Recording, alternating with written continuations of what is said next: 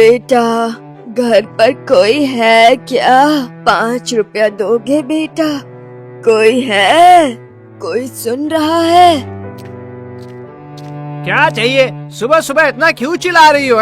5 रुपए भिक्षा दे दो ना बेटा, कुछ खाने का सामान ले लूंगी। कितना? 5 रुपए? अरे बूढ़ी, तूने इस जन्म में 5 रुपए कभी देखे भी है जो मुँह उठाकर भागने चली आई हो? अरे 5 रुपए की क्या बात कर रहा है? कितने पैसों की मालकिन हूँ, तुम्हें कुछ पता भी है? अरे मेरे पास जितने पैसे हैं ना, तुम्हारी 7 पीढ़ी बैठ कर खाएगी। बस शुरू हो गई ना लेकर अपना पागलपन। अरे इतने ही पैसे की मालकिन है तो 5 रुपए के लिए भी क्यों मांग रहे हो तुम? जाओ यहाँ से, जाकर जितना पैसा है ना उन्हीं से जाकर खाना खाओ। जाओ यहाँ से। यही तो मुश्किल है, वो पैसों से भरा बक्सा मैंने कहाँ पर रख दिया है, मुझे याद ही नहीं आ रहा है। ए पगली, जाओ यहाँ से, सुबह सुबह वक्त मत बर्बाद करो।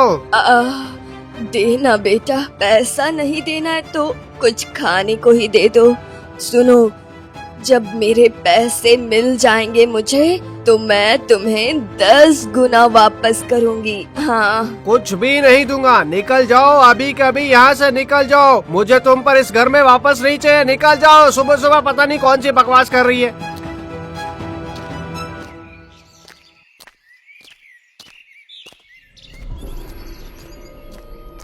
बकवास नहीं है ये, बकवास नहीं है। मेरे पास है, बहुत सोना है। लेकिन कहाँ जो रख दिया है मैंने? ये रहा, यही तो वो जंगल है और उसके बाद एक नदी। नहीं, वो मुझे कुछ याद ही नहीं आ रहा। जाती हूँ, उस जंगल में जाकर देखती हूँ, ढूंढना होगा मुझे। उस दिन शाम को गांव के बगल वाले जंगल से जग्गू लकड़ी काट कर वापस आ रहा था। अचानक वो जंगल के अंदर एक पेड़ के नीचे उस बूढ़ी माँ को सोते हुए देखता है। अरे ये तो हमारे गांव की वही बूढ़ी माँ है, लेकिन ये यहाँ पे इस तरह से क्यों लेटी हुई है? क्या बात है, देखता हूँ। यहीं पर ही सो गई हैं क्या? एक बार बुलाता हूँ। बूढ़ी माँ, ओ बूढ़ी माँ, क्या हुआ? यहाँ पर क्यों सो गए हो? उठिए, चलिए घर चलिए, शाम हो गई है। उठ क्यों नहीं रहे? क्या हो गया? कहीं मर तो नहीं गए हैं? नहीं, सांस तो ले रहे, तो फिर शायद वो बेहोश हो गए होंगे। थोड़ा पानी छिड़कना पड़ेगा। मेरे पास जो घड़ा है उसी में नदी में से पानी लेकर आता हूँ मैं। ये सोचकर जग्गू जंगल के बगल वाले नदी से पानी लेकर आता है और वो पानी उस बूढ़ी माँ के चेहरे पर छिड़कने लगता है। कुछ ही देर बाद उसे होश आ जाता है। पानी, थोड़ा पानी चाहिए। ये रहा, ये लीजिए पानी।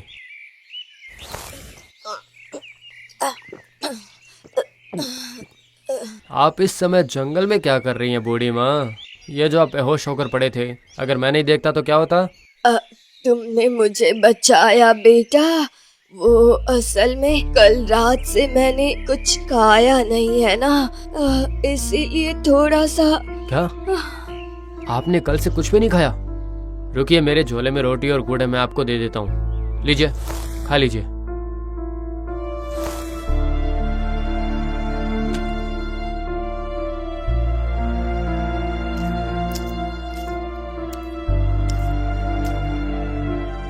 तुम तो साक्षात भगवान हो बेटा। तुमने मुझे बचाया है, मैं तुम्हें बहुत सारा सोना दूंगी। ये आप क्या कहती रहती हैं? कुछ समझ नहीं आता। पहले ये बताइए, इस जंगल में आप कर क्या रही थी? बचपन से इस जंगल में मैंने आपको बहुत बार आते जाते हुए देखा है, पता नहीं आप क्या ढूंढती रहती हैं। अरे वही तो, मेरे सोने का बक्सा, उसे ही ढूंढ रही हूँ मैं कब से। एक नदी के बाद एक जंगल, उसके बाद गुफा, और उसके बाद नहीं, मुझे कुछ याद ही नहीं आ रहा। अरे आप क्या नाप शनाप बोल रही हैं बूढ़ी माँ? ऐसे ही लोग थोड़ी ना आपको पागल कहते हैं। चलिए बहुत देर हो गई है, गांव वापस चलते हैं अब। अरे मैं पागल नहीं हूँ, विश्वास करो मेरे पास सच में सोने का बक्सा है, लेकिन वो कहाँ है, कैसे जाना है, कुछ याद नहीं अच्छा है। ठीक है, बाद में याद कर लेना। तो क्या आप जाएंगे या फिर मैं जाऊं? सुनो, तुम खोज दोगे मेरे मोहर का बक्सा? कौन से हाँ, झमेले में पड़ गया खोजोगे? मैं? मैं झूठ नहीं बोल रही हूँ, विश्वास नहीं हो रहा है। अच्छा, बोल रही हूँ। नवाबगंज के जमींदार नारायण चंद्र का नाम सुना होगा ना? हाँ, सुना है मैंने। बहुत साल पहले की बात है, उनके घर में एक बहुत बड़ी डकैती हुई थी और वो डकैत उनकी छोटी पत्नी को मोहर के बक्से के साथ पकड़ कर ले गए। बचपन में ये कहानी सुनी थी मैंने। कहानी नहीं है, ये सच्ची घटना है। और सुनो, उन डकैतों ने छोटी बीवी को नहीं उठाया था। जमींदार की छोटी बीवी वो खुद अपने मोहर का बक्सा लेकर भाग गई थी। मतलब आपको ये सब कैसे पता है? क्योंकि मैं ही उस जमींदार की बीवी हूँ, रत्नावती।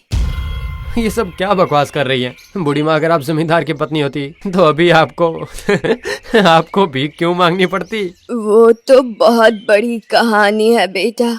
अच्छा सुनोगे? हाँ, मैं बताती हूँ, सुनो। ये कहकर रत्नावती ठीक से बैठती है और अपनी कहानी बताती है। आज से 30 साल पहले नवाबगंज के जमींदार थे मेरे पति नारायण चंद्र। उनकी 2 पत्नियां थी। बड़ी बीवी का नाम था कमलावती और मेरा नाम तो तुम पहले ही जान चुके हो। बड़ी बीवी थी बहुत शांत, खूबसूरत भी नहीं थी, और इधर जमींदार जी मेरी खूबसूरती के पीछे पागल थे, लेकिन मेरी पसंद थी सोने का सामान और पैसा। एक दिन सुनिए जी, आपने जो कहा था कि आप मुझे सोने का हार और एक कंगन बनाकर देंगे, वो दिया नहीं अभी तक। दूंगा छोटी बीवी, दूंगा। बस कुछ दिन पहले ही तो सोने की कान की बाली बनवाई थी तुम्हारे लिए। कहाँ वो कान बाली और कहाँ हार? मैं इतनी खूबसूरत जो हूँ, ये सब पहनना ही होगा। वो तो है, हाँ, लेकिन थोड़ा इंतजार करो, जब मैंने कहा है तो जरूर दूंगा। इसी तरह दिन गुजर रहे थे। अचानक एक रात को जमींदार जी तब खाना खाने बैठे थे, तब पहरेदार ने आकर खबर दिया।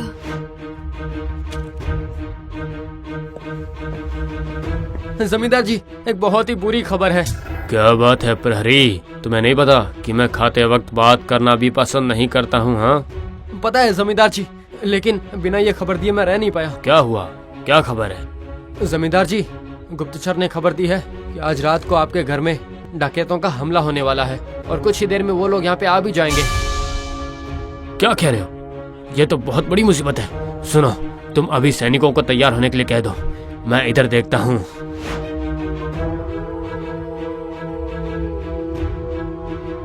कमला, रत्ना, सुनो, हमारे पास ज्यादा वक्त नहीं है। कुछ ही देर में डकैतों के हमले हो जाएंगे। इस बक्से में मैंने तुम दोनों के सारे गहने और मोहर रख दी है। कौन सा? दिखाओ मुझे, दिखाओ। ये देखो। इतनी सारी मोहरे, इतना सोना। लेकिन हमें ये सब क्यों बता रहे हैं? क्योंकि तुम दोनों अभी रसोई घर जाओगे, वहाँ से नीचे की तरफ एक गुप्त सुरंग बनाई हुई है।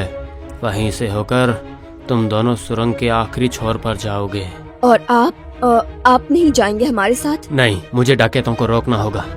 नहीं, मैं आपको छोड़कर कहीं नहीं जाऊंगी।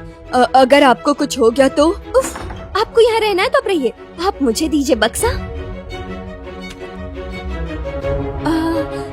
मैं इसे लेकर छुप जाती हूँ, नहीं तो डकैत आ गए तो इस सोने के साथ साथ हमारी जान भी चली जाएगी। कमला, तुम भी जाओ, मत रहो यहाँ पे, मुझे कुछ भी नहीं होगा। मैं कुछ ही देर में जाकर तुम दोनों को लेकर आऊंगा, ठीक है ना? मेरे पति के कहने के अनुसार कमलावती और मैं रसोई के नीचे वाले सुरंग से होकर आखिर में जाकर छुप जाते हैं। वहाँ छुपने के बाद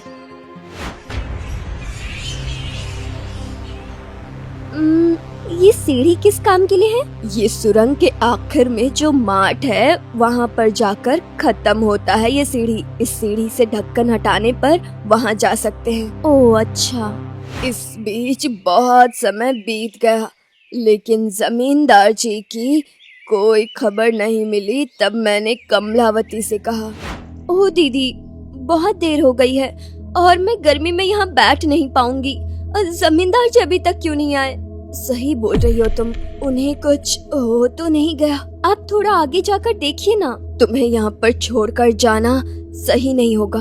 क्यों, मैं क्या कोई बच्ची हूँ? जाइए जाइए, आप जल्दी से जाइए और देख कर आइए। मैंने उन्हें जबरदस्ती बाहर भेज दिया और खुद वहाँ बैठकर सोचने लगी। इतना सारा सोना, ये सब मेरा है, मैं इसे किसी के साथ नहीं बांटूंगी। हाँ सही कहा, मुझे ये लेकर यहाँ से भागना पड़ेगा। मैं भाग जाती हूँ। हाँ, जैसा सोचा वैसा किया। मैं वो सोने का बक्सा अपने साथ लेकर उस सीढ़ी से बाहर भाग गई। उधर सारे डकैतों को जमींदार जी खत्म करके जब कमला के साथ अंदर आए, तब उन्होंने देखा कि ये क्या, रत्ना कहाँ गई? और मोहर का बक्सा भी कहाँ है? वो देखिए, सीढ़ी के ऊपर का ढक्कन खुला हुआ है। उसे कोई डाकू उठाकर तो नहीं ले गए अपने साथ? ठीक कह रही हो, इतने कम वक्त में वो लोग शायद ज्यादा दूर तो नहीं गए। मैं अभी सैनिकों को भेजता हूँ। उधर उस सुरंग से बाहर निकलकर दूसरी तरफ मैं जा पहुंची एक नदी के किनारे। मुझे कुछ भी करके इस नदी के जरिए गांव छोड़ना ही होगा, नहीं तो जमींदार जी के सैनिक कभी भी आ सकते हैं यहाँ पर। लेकिन इतनी रात को मुझे नाव कहाँ मिलेगा? हाँ वो रहा, वो तो वहाँ पर एक नाव दिख रहा है। मांझी सुनो, थोड़ा इस घाट पर आ जाइए ना। क्या हो गया है माँ? इतनी रात को आप इस नदी किनारे अकेले अकेले क्या कर रही हैं? दिखने में तो आप किसी बड़े घर की बहू लग रही हैं। ये आधी रात को मेरे शराबी पति ने मुझे मारकर घर से बाहर निकाल दिया है, इसलिए तो इस बक्से में अपना सामान लेकर अपने मायके जा रही हूँ। तो फिर आपका मायका कहाँ पर है? यही तो, नवाबगंज के बाद 3 गांव के बाद केतुपुर जंगल के सामने ही मेरा मायके है। क्या आप थोड़ा मुझे पहुँचा देंगे?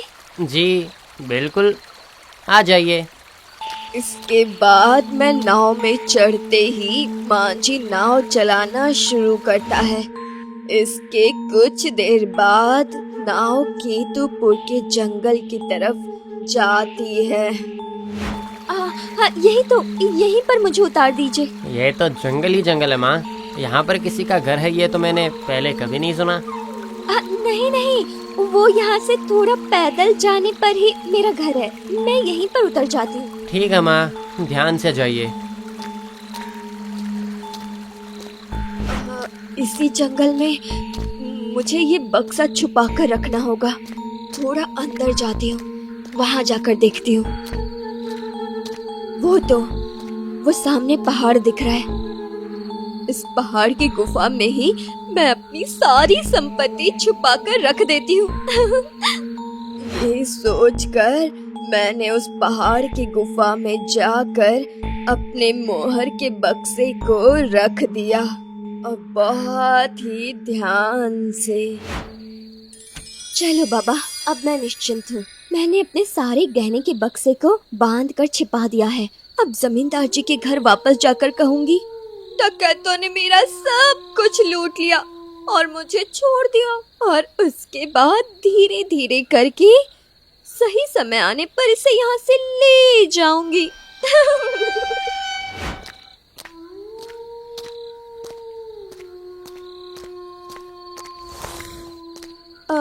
ये क्या, वो यहाँ पर झाड़ियों में हलचल कैसी है?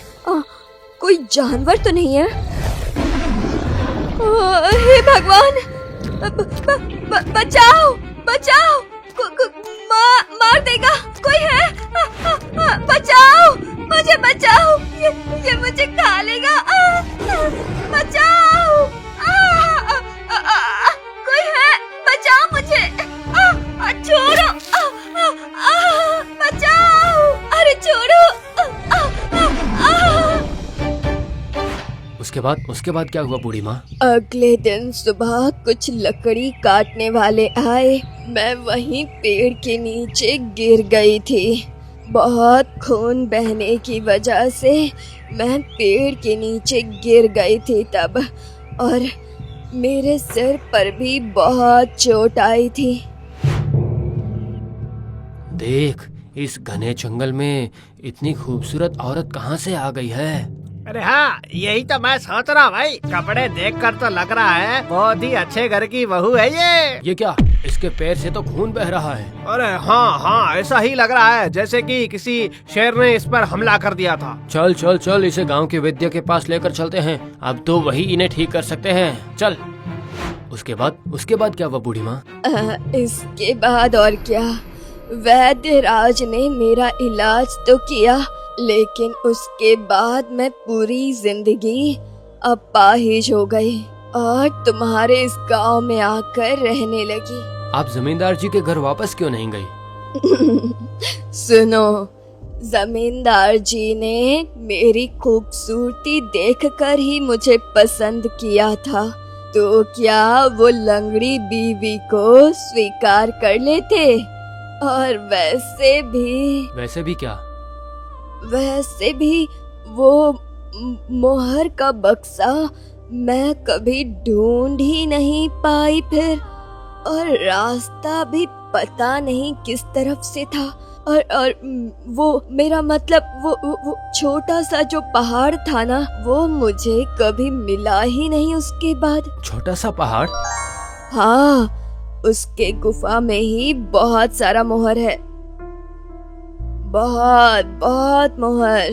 वैसा पहाड़ तो हमारे जंगल के आखिर में देखा है बूढ़ी माँ। हाँ हाँ, उसे ही ढूंढ रही हूँ मैं उसे ही ढूंढ रही हूँ।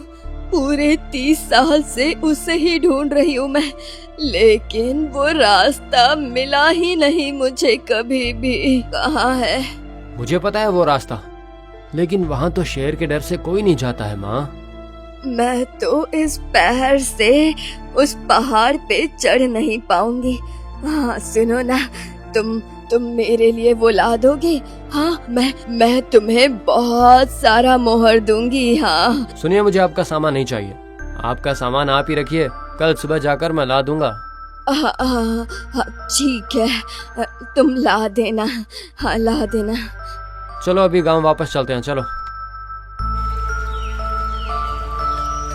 अगले दिन सुबह जग्गू जंगल के आखिर में जो पहाड़ था उसके ऊपर चढ़कर बहुत ढूंढने के बाद वो गुफा उसे मिल जाता है, जिसमें रत्नावती ने वो मोहर का बक्सा रखा था। अरे बूढ़ी माँ तो सच कह रही थी, ये तो एकदम गुप्त खजाना है। इतना सारा सोना मैंने एक साथ कभी नहीं देखा। लगता है ये सब मिलते ही बूढ़ी माँ तो पागल हो जाएगी। वो उस गुप्त खजाने के बक्से को लेकर उस बूढ़ी माँ को दे देता है। तब वो बक्सा देखकर बूढ़ी अजीब हरकतें करने लगती है। ये मोहर अभिशप्त है। हाँ, इसे ले जाओ, मेरे आंखों के सामने से ले जाओ। ये श्रापित है, ले जाओ। ये आप क्या कह रही हैं बूढ़ी माँ? इस गुप्त खजाने की खोज में ही तो आप जंगल में 30 साल से यहाँ से वहाँ घूम रही थी। नहीं, हाँ, मैंने पाप किया है। ये मोहर श्रापित है। उस खजाने के श्राप की वजह से ही आज मेरी ये हालत है। ले जाओ इसे, मेरे आंखों के सामने से ले जाओ, फेंक दो इसे। ये बात तो आप गलत ही कह रही हैं बूढ़ी माँ, लेकिन नवाबगंज के जमींदार जी के वंश में अब कोई भी जिंदा नहीं है, तो मैं ये किसको दूं? फेंक दो इसे, नदी में फेंक दो इसे। हाँ। नहीं बूढ़ी माँ, बल्कि इस संपत्ति से इस गांव के लिए एक अस्पताल और एक विद्यालय की स्थापना कर देता हूँ। फिर देखना सारे श्राप मुक्त हो जाएंगे। ठीक है, जाओ, जो सही लगे वो करो। जाओ, जो मर्जी करो। हाँ, लेकिन मेरी आंखों के सामने से इसे लेकर चले जाओ अभी के अभी। ठीक है, जाता हूँ, मैं सरपंच जी को बता देता हूँ। इसके बाद गांव के सरपंच जी को जाकर जग्गू सब कुछ बताता है और उस संपत्ति से उस गांव के लिए एक विद्यालय और अस्पताल की स्थापना करता है। सिर्फ यही नहीं, जग्गू उस बूढ़ी माँ को अपने साथ रख लेता है